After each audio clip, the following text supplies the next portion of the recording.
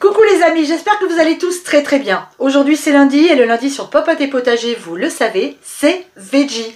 On va aujourd'hui travailler un ingrédient que j'aime énormément, j'ai déjà fait pas mal de recettes avec. Il s'agit des lentilles corail. Les lentilles corail, je les adore. Elles ont un goût vraiment très fin. Elles sont faciles à préparer, rapides à cuisiner. C'est vraiment un féculent idéal. Et en plus, c'est excellent pour la santé. Aujourd'hui, on va se faire des steaks végétariens à base de lentilles corail, mais pas que. Vous allez voir qu'on va rendre ce steak extrêmement gourmand et que comme d'habitude, et bien évidemment, on va se régaler. Allez, je vous montre tous les ingrédients dont j'ai besoin pour réaliser cette recette de steak végétarien.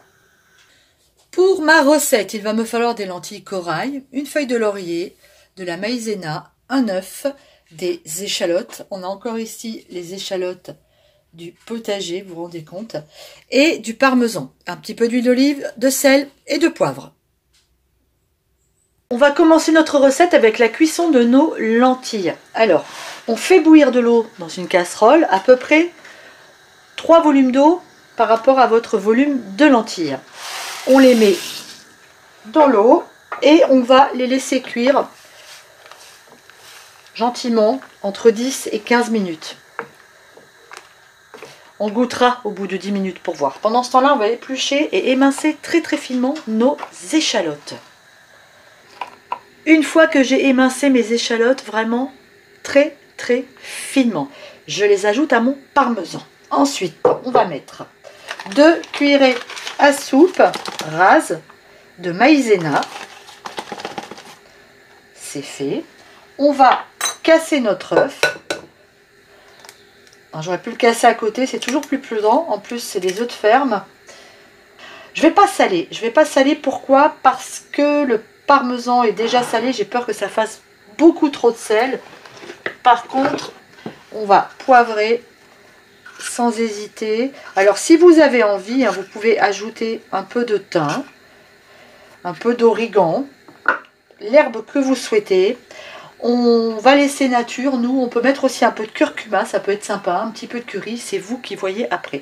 Moi je vais les laisser assez naturels aujourd'hui. Et du coup, on va tout simplement mélanger tout ça en attendant que nos lentilles finissent de cuire. Mes lentilles cuites, je les égoutte et soit vous les laissez refroidir, soit vous les rincez à l'eau froide. On les ajoute à notre premier mélange et on va tout amalgamer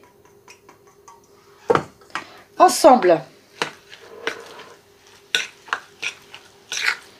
On va passer maintenant à la cuisson de nos steaks végétariens. Pour ça, on va utiliser l'huile d'olive de mes partenaires Terra Delissa. On va en mettre au pif, toujours, voilà, quand même un petit peu d'huile. Ça doit être l'équivalent d'une bonne grosse cuillère à soupe. Mon huile est chaude, je vais maintenant déposer ma pâte et que je vais essayer d'étaler, voilà, en forme de cercle le plus possible. On va essayer de faire 2 steaks à la fois.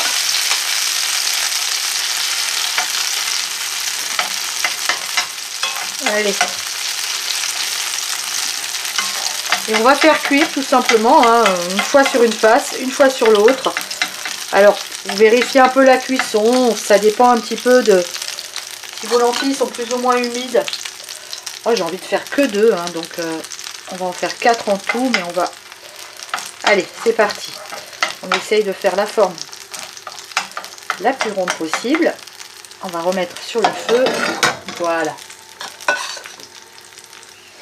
Allez, ça m'a l'air cuit sur une face. Quand vous avez des retournements à faire, pensez toujours à huiler votre ustensile qui va vous servir à retourner. Voilà, pour éviter qu'il accroche en fait à la galette. C'est parti, on va prendre ça, on va prendre une fourchette et normalement, on devrait pouvoir retourner nos steaks végétariens sans faire trop de bêtises. Ah, c'est jamais aussi solide qu'un steak de bidoche, ça c'est sûr. Allez, on y va. Let's go. Ouais, ah bah celui-là c'est mort, c'est pas une réussite. Allez, bim, crash test en direct. Génial. Et ben c'est juste qu'il n'était pas assez cuit. Voilà, bah ça vous montre exactement ce qu'il ne faut pas faire. Donc on va attendre que l'autre cuise un petit peu plus. Aïe, aïe, aïe, aïe, aïe. Ça sera bon quand même, il n'y a pas de souci. Alors on va attendre que lui, il soit un petit peu plus ferme pour pouvoir le retourner.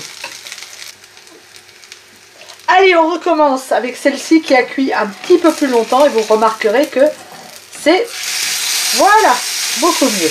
Et ben c'est comme ça, il y a des fois où on est trop pressé et on fait des bêtises. Voilà. Bon, faut attendre que ça quand même cuise un petit peu avant de les retourner. Super.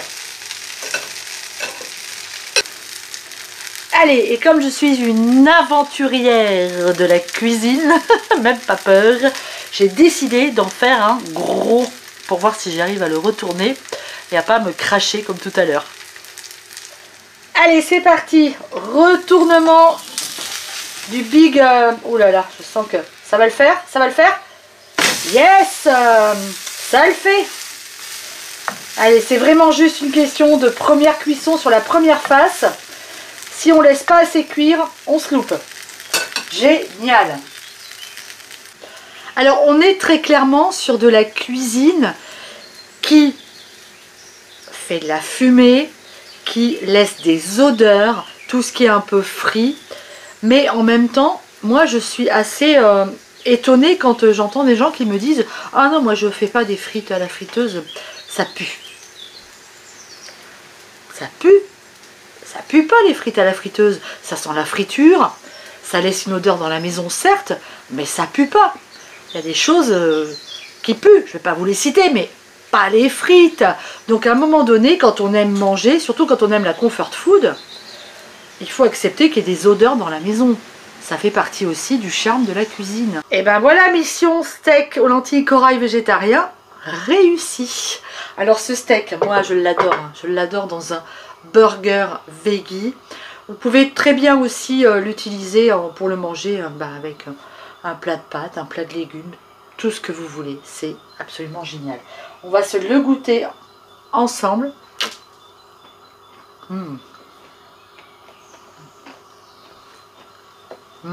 C'est excellent. C'est très fin au goût. Le parmesan est très présent. Alors, vous pouvez en mettre un petit peu moins. Moi, je n'ai pas hésité parce que j'aime bien ça. C'est top.